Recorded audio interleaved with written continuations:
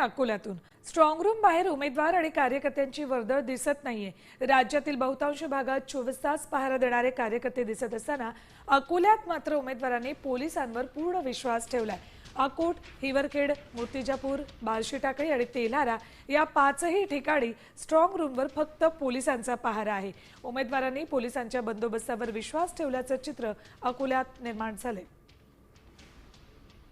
याचा आढावा घेतला आमचे प्रतिनिधी अक्षय गवळी यांनी।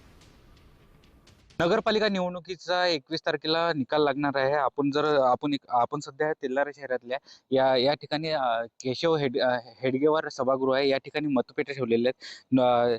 जसं जर पाहिलं तर आता या ठिकाणी जर पाहिलं पोलिसांचा मोठ्या प्रमाणात बंदोबस्त लागलेला आहे। अकोला जिल्ह्यात 5 नगरपालिकांसाठी निवडणूक प्रक्रिया पार पडली होती। त्यानंतर 21 तारखेला मतदान मोजणी होणार आहे। रात्री 2 वाजताचे चित्र आहे। रात्री 2 वाजलेत, कडाक्याची थंडी आहे, तरी पोलिसांचा इथं मोठ्या प्रमाणात बंदोबस्त तैनात आहे। एकंदरीत जर पाहिलं तर राज्यभरात उमेदवारांसह काही उमेदवारांचे कार्यकर्ते असतील, मतपेटी त्या ठिकाणी ठेवण्यात आलेल्या आहे। त्या स्ट्रॉंग रूम समोर पहारा देतात। मात्र अकोला जिल्ह्यात जर असं चित्र कुठंच दिसून आलं नाहीये। इथल्या उमेदवारांचा प्रत्येक कार्यकर्त्यांचा पोलिसांवर विश्वास आहे। त्यामुळे इथला प्रत्येक उमेदवार कार्यकर्ता बिनधास्त आहे। आपण जर पाहिलं तर पोलिसांचा बंदोबस्त जर असेल, कडेकोट बंदोबस्त या ठिकाणी आपल्याला पाहायला मिळतोय। अक्षय गवळी, साम टीव्ही न्यूज, तेल्हारा, अकोला।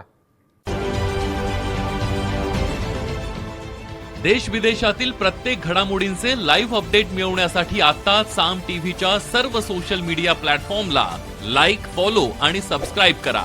तसंच सर्व नोटिफिकेशनसाठी बेल आयकॉन प्रेस करायला विसरू नका।